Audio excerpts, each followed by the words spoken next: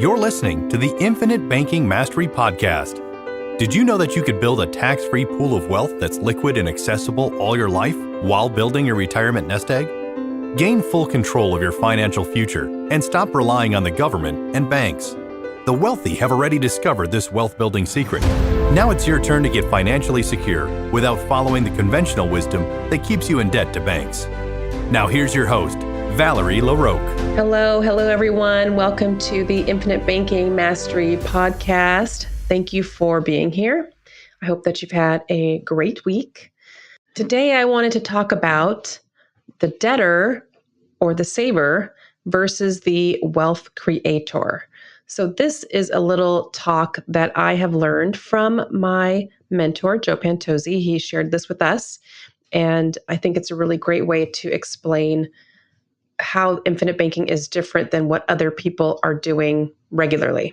So now if you can envision or write out, maybe you have a paper and pen with you, an XY axis.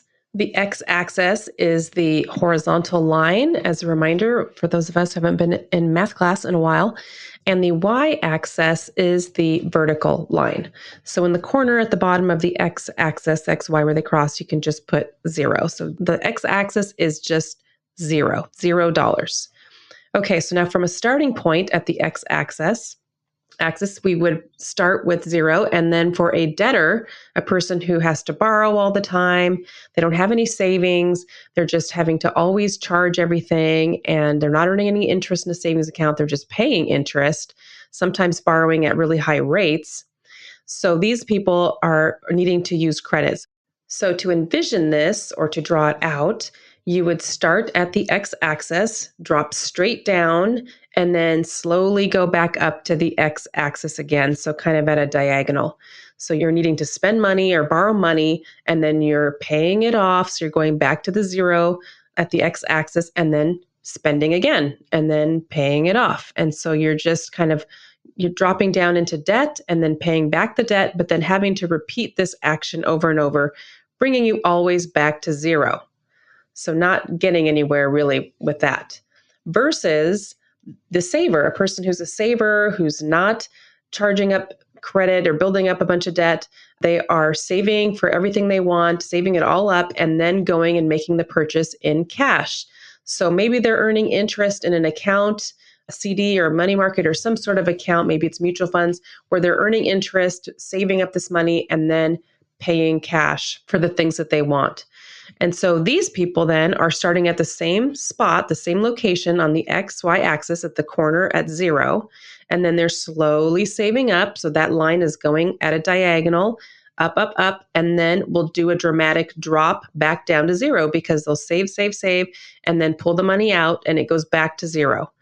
And so that just continues to go across the board. They're saving up, buying things in cash, goes back to 0. Now they got to save up again and then goes back to 0. So the action looks the same on this chart. They're either slowly going up and dropping back down to 0, or they're borrowing below the 0 that they already don't have any money. They're borrowing beyond that and then coming back to 0 when they pay themselves or pay the credit card back. And so these two actions are doing the same thing, but the savers are doing better because they're saving their own money and maybe they're earning some interest on the way, but they're still ending up at the same place. They're still ending up in the same place as the debtor, coming back to 0 after they spend the money and buy the thing that they want to purchase.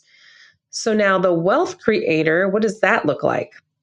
The wealth creator is the one starting at 0 and then just slowly and diagonally going up.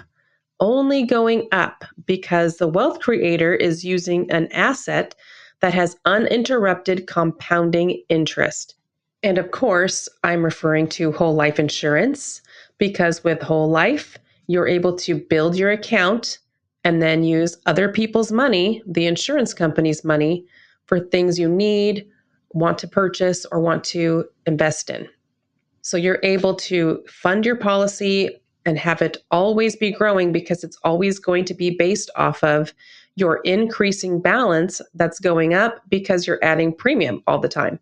And then when you borrow against that, you're borrowing against that value, your value continues to earn as though you did not touch it. So this is going to be the better way to funnel your money and to flow your money, because it's always going to be going up, even as you have to use the money for things you need. Whereas the saver, which would be the second best way to go, they are having to reduce their cash position all the time and interrupt any compounding interest that they have going on, because they keep having to save up that money and then pull it back out. And so it's interrupting the compounding, which makes a dramatic difference, dramatic effect at the end of the lifetime. If you've had that opportunity to have that money be compounding for a lifetime and you have to interrupt it over and over for whatever the reason is, it's going to be a dramatic difference in the end. And in addition, being able to borrow against your policy using your own asset as the collateral, and then being able to enjoy that uninterrupted compounding interest, you are able to borrow from the lender, which is the insurance company, at preferred rates, which right now is at 4%. That's the guaranteed fixed rate, is at 4% for your lifetime. And even my preferred primary company right now is even allowing people to go back and forth from variable rates to fixed rates. You can choose. There is some more detail around how that works. But if the variable rate was to get better, or if you were to choose to want to be on the variable and then decide you want to be on the fixed rate, you could go back and forth. And that fixed rate is guaranteed for your lifetime. So I'm going to wrap up this podcast today with one of my favorite quotes from Nelson Nash, which I'm sure I've said before in an earlier podcast, or it's on my website as well. And he said that you finance everything you buy. You either pay interest to someone else, or you give up interest that you could have earned by paying in cash. There are no exceptions. So rather than letting your money just slip through your fingers, because every time you make a purchase, that money is going to someone else, you are handing it away and you're never going to earn on it again. So rather than letting that earning power just slip through your fingers, why not start a banking system instead, using a whole life policy, and start capturing the earning power of every single dollar you run through there before it's spent or used in a different way? So that's why, for me, I try to trap as many of my dollars inside of my banking system as possible before I use it for other things that I need to finance or other investments.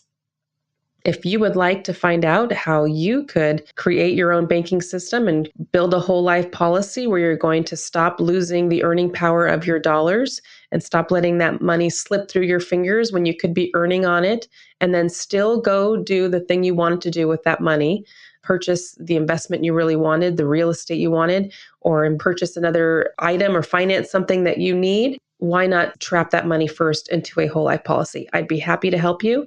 You're welcome to reach out to me at Valerie@alphaomegawealth.com if you feel like I would be an advisor that would be a good fit for you to work with. I'd be happy to meet you and help you figure this out for you and your family. So I hope that you have a great week. I hope this was helpful, and I will talk to you next time. Take care.